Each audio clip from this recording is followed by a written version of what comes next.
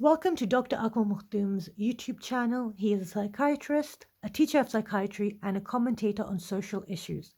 Today we are going to be looking at Hegel Part 2, Introduction to Hegel.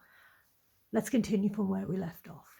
We left off where we talked about the ability to incorporate and look at ideas which come from people we don't like, sources we do not like, people we do not respect, people who are against us, and ideas that are contradictory to everything that we stand for.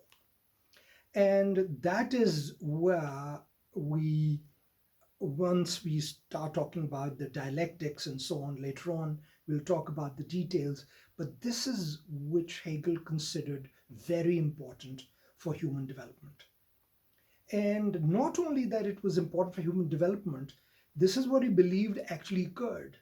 And then he moved on to the growth of the disorganized and disordered history. History does not move in a linear trajectory of progress. So, what is real and what is factual, and this is what he tells us what is factual, is that history lurches from one end to another, one extreme to another. And there is no real plan in that, in the sense that we talked of earlier, that we value the spirituality during the time of Christ that Christ gave, the time of Prophet Muhammad that he gave, the wisdom and the celestial message. But then it was immediately followed by, and all religious uh, areas of history were immediately followed by monarchy, by all sorts of other divergent ideas. And so what happened was that there was this idea and its opponent, the opponent and their opponents. And all these things created the next phase in history. So then you have various empires occurring at the same time. And out of those empires, you see Asia taking a different route and Europe taking a different route. And then the religious wars between factions, and then coming out of the other empires and the world wars and democracies and nations. Previously, just prior to the 40s, world was occupied by empires. The French Empire, the Portuguese Empire, the British Empire, and so on.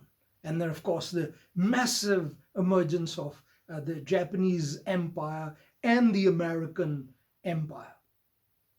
But what happened after 40s, after that self-decimation of mankind? You see multiple hundreds and hundreds of nation states. Now, those nation states are also now looking at how to survive. And there are this left and right politics, the religious and the non-religious politics, and there are all the various capitalist versus socialist economic politics. So what Hegel suggests is that this is how history develops.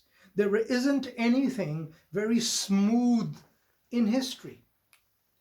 So that's where it is very important to understand that. And then what he suggests is that in all that, mankind must look at how to nurture itself. Mankind must learn to value itself and express that godly, the infinite love and wisdom that one has, but that can only be done through art. So Hegel considers art as necessary for survival as anything else. That's interesting. So what he suggests is that designs, paintings, poetry, songs, sculpture, all these things, new ideas. Do you think we forgot? So, would you say that we've forgotten that in this day and age? Or we're not placing as much emphasis on the arts as we used to, or we I should don't do? think that art is part of any society's constitution. Okay. So you have rights of the individual, your rights to eat and feed and shelter and so on. But there is no art in any. I do not see art in the great Constitution of the United States of America or the unwritten Constitution of Britain. So, how would that work though if it was to be implemented? Because if we value art, if we consider that art is essential to our existence, which actually is the call of our inner self, the expression of our inner self, and it is as important to be a human as to be able to have decent freedom and decent accommodation and decent money, then of course we will have to allocate a large resource of our lives to art. Okay. How much, in 40 hours of a typical British working week, how many hours are dedicated to art? So society isn't really focused on as art as a core human practice. It's It more of is a there for pastime. entertainment. Yeah, pastime. So it is just like a pastime. You watch a film, Mhm. okay, or you sometimes once a year go and see an art gallery and say, ah, brilliant, okay. But Hegel doesn't look at it like that. Hegel says that, like what he believed, that the pre-Socratic philosophers, when they wrote their songs, when they wrote their ballads, when they told their history or human nature in songs, that is what was the inner spirit, inner God, or inner humanity that came out through their songs. Okay. And the philosopher later on tried to express it in all their philosophies that we now read, or well, we don't read anymore. But what I'm suggesting is that from Hegel, what I gather and what he clearly says is art is crucial to mankind's existence because it is there to make mankind more hopeful, more in tune with life, more in tune with the world, more in tune with nature, and more in tune with the infinite. Okay. And art is the expression of the infinite in one's own finite self. Right. And that's why I call, Hegel kind of a Sufi Western philosopher. Which you mentioned in the previous video. So this is why you think that. Okay, excellent. And the other thing that Hegel talks about is that something that I had actually fought with quite a lot. He believes in institutions. He believes that a man who wants to do something in life and it is based on his own art, his own reflection, his own self-determination, which is crucial for a finite being to be in touch with the infinite, is to be able to do self-determination, because that's an attribute given by God to mankind. So, the Geist, the God, the Spirit, the infinite. So what Hegel says is that if you want to achieve something, you need to get the support of the institution. Mobilize the institution to support you. Right. And that is why he believes that to establish an idea, however revolutionary it may be, it needs to be adapted in such a manner that the institution is able to fund it, budget for it, has the legal framework around it, it becomes part of the policy. And from that, what I think is that he is actually not encouraging the individual standing up and just trying to create an upheaval in a disorganized manner. Right. And that is what I feel that he suggests, that we should not actually try to have a disorder in our thought process, however important and value that thought process may be, but try to get an institution behind it. Well, maybe it could have been that he was just predicting the human nature, that we will have them and it's something that we can't really get rid of. Well, obviously, he was part of that, and he was proud of it, and he was head of the University of Berlin, and he was an educationist, and he was a teacher of philosophy, and he went within the institution, from a teacher to the highest position. Now, but the way I have, been having problem with that process, or that thought process, is that I've seen as well, and that's, and I'm no philosopher, and it's very I think unfair of me to be bringing in my own thoughts in this, but what I would say is that there is another aspect of history, that many times the institution is as good as the persons who run it. Exactly. So once upon a time, I was a great admirer of institutions. And once upon a time, in my own lifetime, I found that institutions were great when they were democratic, when they were run by charismatic democratic leaders, when there were new ideas coming in society.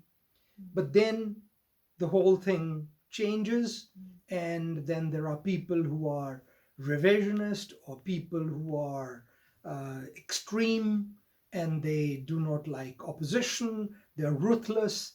And it's the same institution taking a totally transformed mentality. And so one historical bit that I use quite a lot in my own thought is trying to bring these together, that I take the example of Coriolanus of ancient Rome. The man was a feudal, part of the elite, a patrician, and he didn't like the plebs, but he was a great general. Everybody who fought him was defeated. He made Rome a great power. But then, because he was arrogant, he was brilliant, he was charismatic, he was a great leader and commander, people became very jealous, and he was expelled from Rome. It was a sad ending, I think. And yeah, it is extremely sad. But then what happens? He goes to the enemies of Rome, because he's been expelled from Rome with his mule and his cloak and nothing else. And the enemies then make him their commander, and he comes back and he conquers the whole of the Roman Empire, and he surrounds Rome, and there is the city of Rome, and there is no way that they can escape defeat. And what they do is, because he's, after all, a man of great principle, and he chose rather to compromise, expulsion from his own city, giving away all his wealth and his family. They send his mother to plead with him to not to destroy Rome.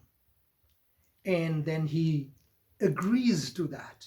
And against all opposition of the people who had made him commander, the enemies of Rome, he allows Rome to exist and survive, and moves away. And as a result, his new friends who were enemies of Rome kill him, because he had abandoned them. He had actually listened to his mother, and he did not destroy Rome, which had destroyed him. Right? His mother let him get killed. So they killed him. But what happens? That within no time, that same Rome which he spared then attacks the enemies, and they absolutely demolish them, and you do not find a single human being. You still have Rome, but there is no presence of the enemy or their generations, because the Romans completely destroyed them. Now, what I see is that what was the factor? So this is what I when, we're talking of institutions, this is what I look at, that how do individuals matter in it? But I think that Hegel is not entirely opposed to this. He mentions institutions, but he also talks of the reflective, self-determining, Exactly. self-reflective, self-aware individual. So that's the point, that the systems, if they have individuals like that in them, then only can they flourish. Exactly. And if you use the example of Coriolanus, then you're not in a really good position, and everyone's going to basically Exactly, get because screwed in. what we see here is that so according to Hegel, if you are that individual who learns from history, Yeah. who is that dynamic historian who looks at one's own self in history, then you are that person who is able to countenance opposition, look at contradictory thoughts to you, have the magnanimity to look at it. Then you're able to reflect on them, become self-determinant. Okay. And then what you do is, and then you're also a lover of art. You spend your time in expressing that infinite wisdom through your art.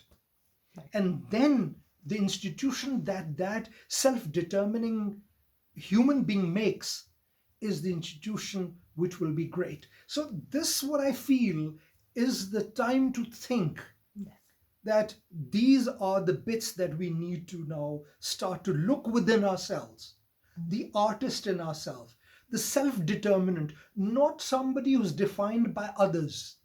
We talked of the Heidegger and the chatter around. The self-determinant man does not listen to the chatter. Okay, and I've triggered a lot of questions in my mind, but we have now run out of time. Thank you so much for joining us. If you like the video, click the like button, subscribe to the channel, and also share. And any comments or questions, leave them in the section, and we will get back to you. Thank you so much for joining us today.